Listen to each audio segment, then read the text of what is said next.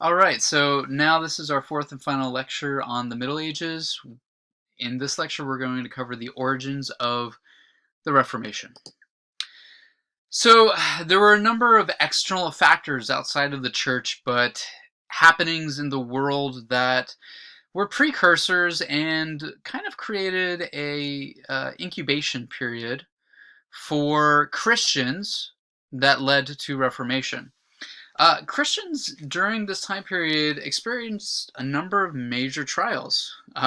There was a great famine that occurred from 1315 to 1317. There was the bubonic plague or the Black Plague from 1347 to 1353. There was a Hundred Years' War from 1337 to 1453. Then there was the development of the printing press, and the printing press democratized knowledge, ideas, made it possible for all sorts of people to develop literacy and to share and to teach and to spread their thought. And then there was also the taking of Constantinople by the Muslims. The Greek Orthodox Church and the Greek Empire, the Eastern Empire, had served as a major buffer between Islam and the Western Church or Western Europe.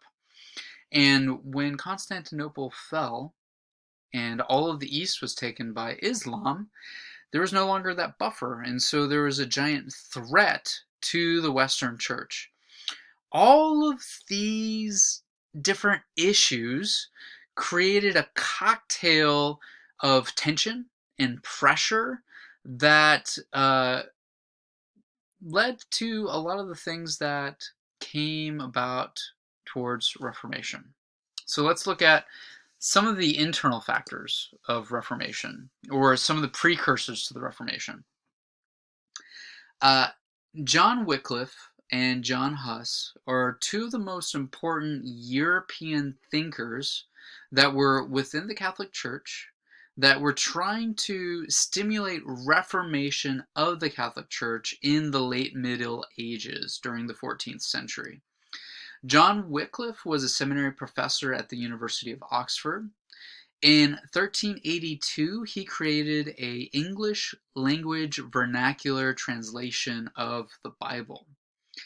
His goal was to get the Bible in the hands of every yeoman and plowman to be able to read the Bible in his own language. He was declared a heretic posthumously, because he died in 1384, at the Council of Constance in 1415. And at that council, that's where John Huss was put on trial and executed as well. Uh, John Wycliffe's thought was spread by a group of Englishmen known as the Lollards. And throughout the later part of the 14th century, the Lollards experienced a great amount of persecution. These are some of the values that they had, and these values of the Lollards are values shared and learned from John Wycliffe, who championed them. They believed in a vernacular use of scripture. At that time, the liturgy of the Mass was in Latin, and the Vulgate, the Latin translation of the Bible, was the text of scripture. And so if you didn't know Latin, you didn't know the Word of God. Lollards believed in predestination. They were against the use of icons, and so they would destroy icons and were participants in iconoclasm. They attacked the veneration of the saints. They were very suspicious against the idea of revering or venerating lost saints who are in heaven and asking them to mediate on their behalf. They believed that they should go to Jesus Christ and to Christ alone for mediation. They were suspicious of the sacraments and how they were used in the Mass. They were suspicious of transubstantiation. They were suspicious of requiem masses, which is masses said for the dead. And masses said for the dead, in some way, were supposed to be effectual to release them from prison and purgatory and spring them loose so that their souls may go to heaven. They had troubles with the corruption of the monastic orders during this time and the papacy as well. The Lollards were sheltered by John of Gaunt, and in 1381 they were persecuted after the Peasants' Revolt of that year. A lot of people believe that the Peasants' Revolt in 1381 in England was caused by the Lollards. And then in February of 1395, there was a petition of Parliament concerning the 12 conclusions of the Lollards that was posted on the Westminster Hall doors. When we get into the Reformation, we'll talk about how Martin Luther posted theses on the Wittenberg chapel doors. This was a very similar kind of an instance where the 12 conclusions of the Lollards, or their values, were posted for public view so that they could be discussed openly amongst the peoples. John Huss was a Czech theologian and church leader who had been greatly influenced by John Wycliffe. He was a very intimate student of John Wycliffe's writings. He wrote his own work called the De Ecclesia, and this Latin work, published in 1413, was really an epitome to all of Wycliffe's works. It was a general nod of affirmation that Wycliffe was on the right track, and that the people in the Czech Republic should also, or the lands that would become the Czech Republic and Slovakia, should also fall in step with the kind of reforms that Wickliffe and the Lollards were promoting. He was opposed to Catholic ecclesiology, the indulgences, and simony and Eucharist, which we'll talk about, particularly indulgences and simony, in a minute as we talk about the corruption of the Catholic Church.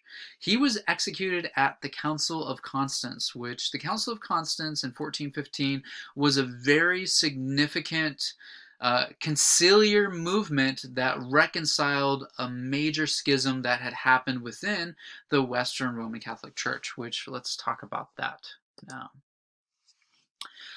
Throughout the later stages of the Middle Ages, the papal power continued to accumulate more influence.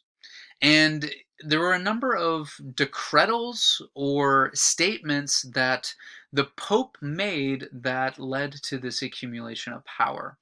Beginning in the earlier Middle Ages, or the High Middle Ages, in March of 1075, Gregory VII made the papal bull Dictatus Papae, and Dictatus Papae made it possible for the Pope to depose an emperor. So this is a clear indication that the Pope's power was the supreme power over the Roman Empire.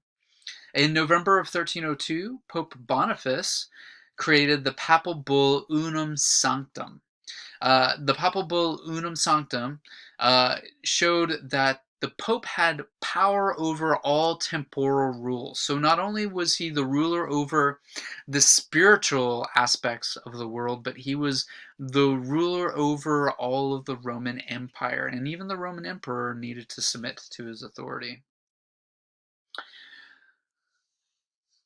Over the course of time, there was a strong pull, because of the Frankish kings, of the papacy being moved out of the papal states in Italy and to the Frankish lands.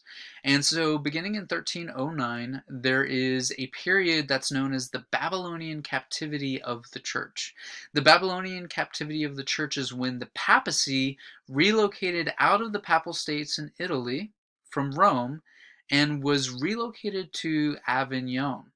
If you want to know anything that indicates the corruption that existed during this time, you could point to the fact that the great amount of moral laxity among the popes and the cardinals led to a rise of prostitution in the papal states. And when the papacy relocated to Avignon, so also was there an influx of prostitution in Avignon as well.